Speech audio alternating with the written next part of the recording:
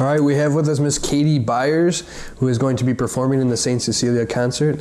I'm wondering, Katie, if we could just start off with some biographical details. Where did you grow up?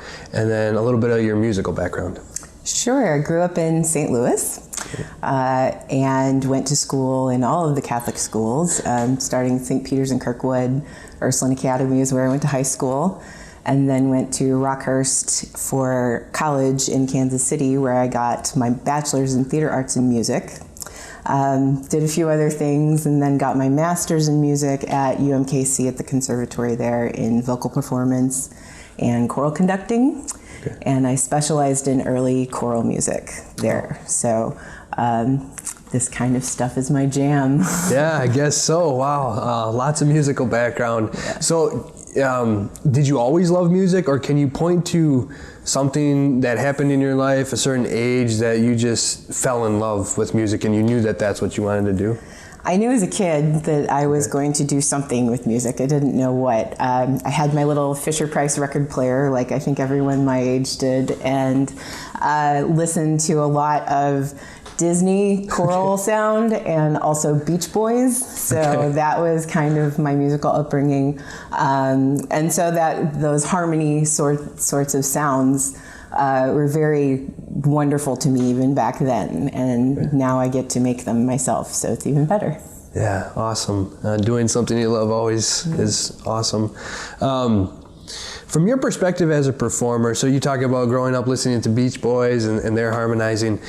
From your perspective as a performer, though, is there something different about performing the sort of music that people are going to hear in the St. Cecilia concert versus singing along with the Beach Boys? Oh, definitely, yes. The choral music, especially what we're going to be singing tomorrow, sacred choral music, I think has a very special place in music history and music present, and especially in the setting of the sanctuary where we're going to be at St. Anselm.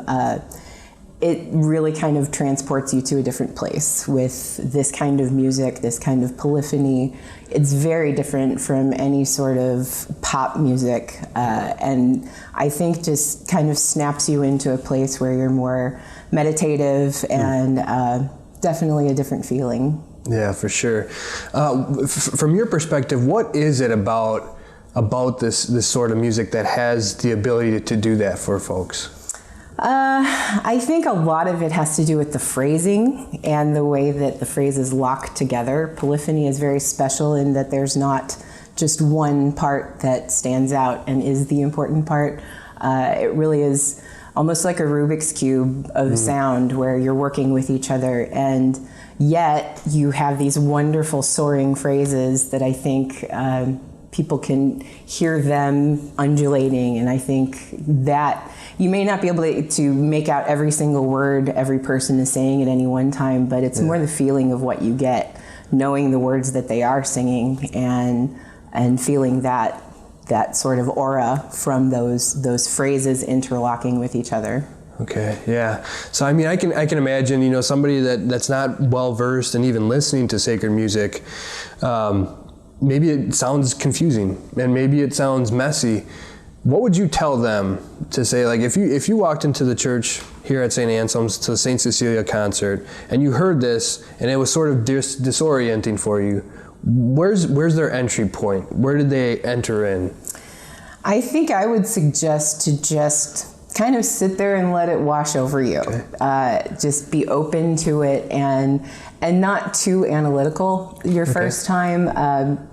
It's almost kind of like looking at a painting and figuring out which parts speak to you and which parts come out to you more than others. So choral music is the same way. You may come back with a snippet of a melody that you're singing for the next week that you don't know exactly where it was in that piece, but somehow it entered you and moved you. So I think that happens. It happens as a performer and as an audience member for me.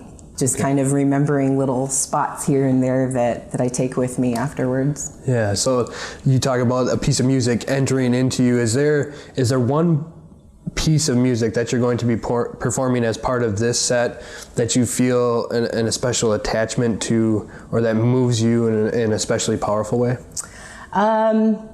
I think it's more of this actual performance that it does. There is a piece in the Lobo Mass, the Benedictus, that I particularly enjoy because I am in sort of a duet with my friend Darcy Johnson, who is the other soprano in that. And she and I have sung together for, I think, 7 or 8 years, and we have very matched voices in terms of power, and we play well together. So that's personally, as a performer, my favorite part is that I get to sing with her in that particular spot.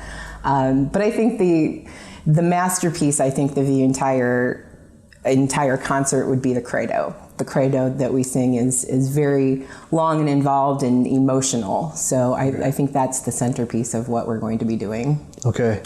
And you mentioned Lobo's work. Is there some sort of phonetic difference between the way Guerrero puts the music together versus the way Lobo does that we'll notice? You know, I was kind of wondering that and looking at it, and I think they're very similar. I can definitely see why Andre picked both of these composers to be put together in this concert. I think that Guerrero is a little bit maybe more playful. The motet that we're singing has a little bit more of a dance to it. And there are dancey parts in the Lobo Mass too as well, but there are a lot more drawn out parts in the Lobo, I think, that the Guerrero is just a little bit more, dare I say, joyful. Good. No, it was something we'll be listening for sure.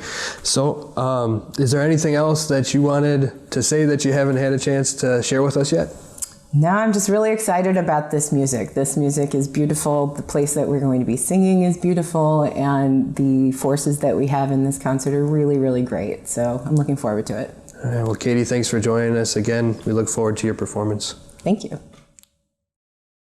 Thanks for listening. If you enjoyed this, please subscribe to our YouTube channel. And visit our website, FRESHImage.org, to become a Fresh Image Insider and have our latest resources delivered directly to your inbox. Until next time, this is Fresh Image, reminding you that you were created to live life to its fullest, so that you might be a breath of God's fresh, life-giving air to the world.